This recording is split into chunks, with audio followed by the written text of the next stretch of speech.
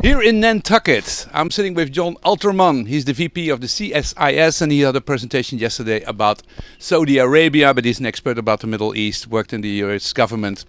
And you gave us yesterday an insight in what's happening in Saudi Arabia. How would you describe Saudi Arabia at the moment as a country, where it is? Well, Saudi Arabia is a country which in many ways is wealthy, but also understands that the model that it's followed for the last 75 years will not carry it into the next 75 years.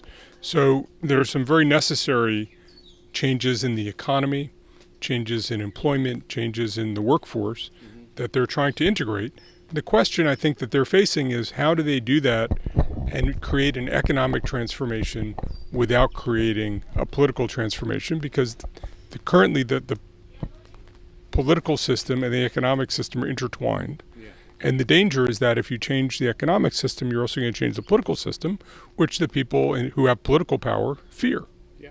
So let's stay back when we started. You said it made an incredible transformation. I mean, you said it didn't have any roads, it didn't have any infrastructure. You were describing 2 years and with the amount of infrastructure they have. Can you repeat that, Floris?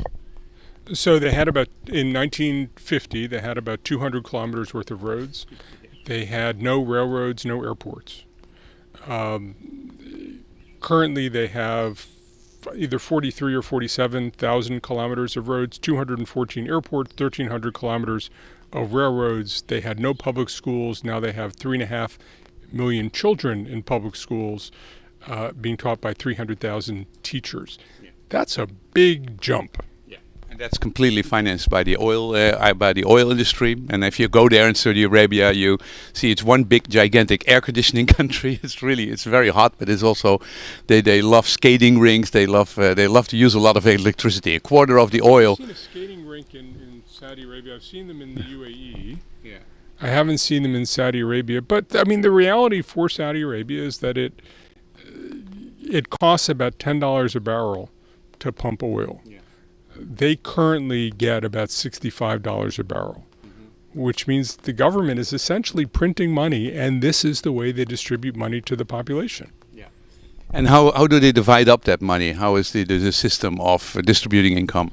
Well, a lot of people have government jobs. There are about 3.1 million Saudis out of about 20 million. 3.1 million are in the workforce. Most of those have public sector jobs. They work for the government. Much of the private sector, there are more than 10 million foreigners working in Saudi Arabia. They're mostly in the private sector. They mostly work for lower wages than Saudis will accept. And it creates an environment where services end up being relatively cheap because the people providing the services are cheap, the people who are buying them are relatively wealthy. And this deal where people feel they get a lot in return is a nice deal. It's job security. It's a lot of leisure time. I mean, it's a lovely deal if you can sustain it, and I think there's a growing consensus that they can't sustain it.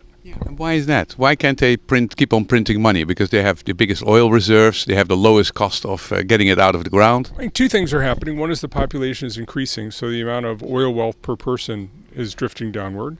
And the second issue is the value of oil in the long term, the centrality of oil to the global economy is going to diminish. And that means that the Saudis understand that they're going to have oil longer than the world is going to be clamoring for their oil, and they have to adjust to that. So it's basically investment in the ground, which is they even cannot make it monetize. They cannot even sell it. That's the danger. Well, they'll be able to sell it, but the amount they'll be able to sell and the amount they'll be able to get for it is likely to go down. They still have the cheapest oil production costs in the world. So the last people selling oil in the world are going to be Saudis. But here in Nantucket, we witnessed a whaling industry which saw a sudden decline in the value of whale oil. And I think the Saudis look and worry that they might be headed in the same direction. So the Crown Prince is reforming the country. How do you analyze that? How good of a job he's doing? Well, he's trying to do it very aggressively. I think a lot of the economic ideas are good, need to be fleshed out, need to be adapted sometimes. He is, I think, leaving people quite passive in the process, or hoping people will be passive. And my sense is it's very hard to do economic development when people don't feel empowered, people don't feel energized, people don't feel entrepreneurial. I think that the danger is people in government worry that if people feel too entrepreneurial, they'll get too ambitious too broadly. But can you really do the necessary economic things without doing some adjustment to the political process? The Crown Prince's bet is it's not necessary. I'm not sure it's not necessary. I think it probably is. You said that China was the biggest trading partner. Is it also politically an idea that they're thinking they can reform the economy while keeping the political system intact? Well, the Chinese advertise that the China model is a method for economic transformation without political transformation. How well the China model will do over the next 10 years is unclear.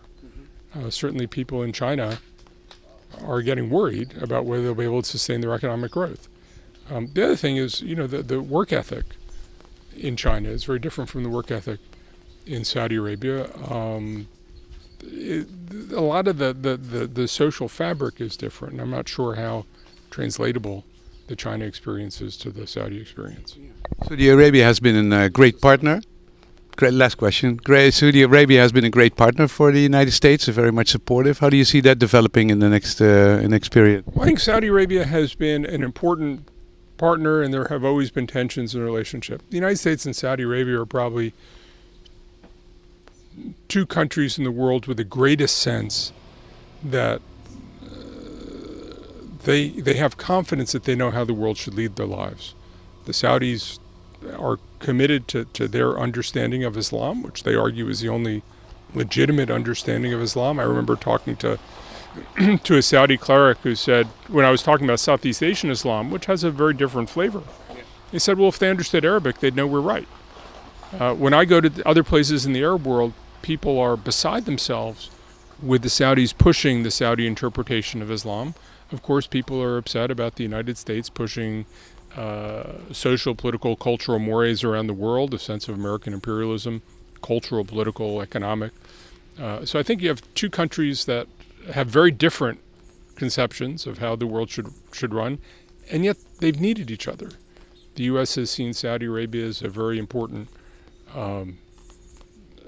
piece of maintaining global security, energy security, initially throughout the Cold War, keep the Soviets from getting access to Saudi oil.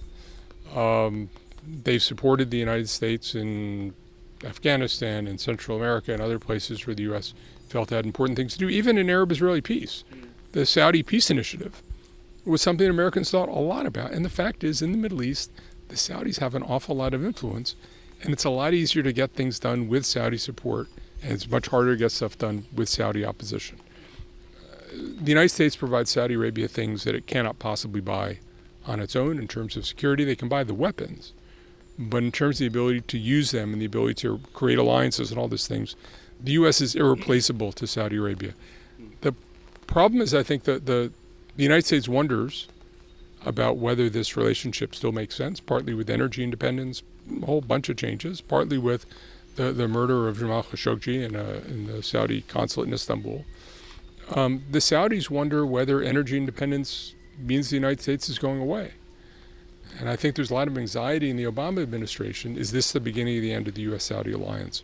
The Saudis were euphoric with the Trump administration in a sense, oh, we're back to where we were. Rising concern in Congress about Saudi Arabia, complaints about the bilateral relationship, have to give the Saudis pause about whether maybe a larger shift is happening. Maybe Obama was not an aberration, but a harbinger of the future. And that's a big deal for Saudi Arabia because, as a Saudi friend explained to me, not only did the Saudis not have any conceived alternative security structure than relying on the United States, they don't have the people or institutions to create an alternative security structure. That will be resetting something that they have become reliant on for 75 years. more.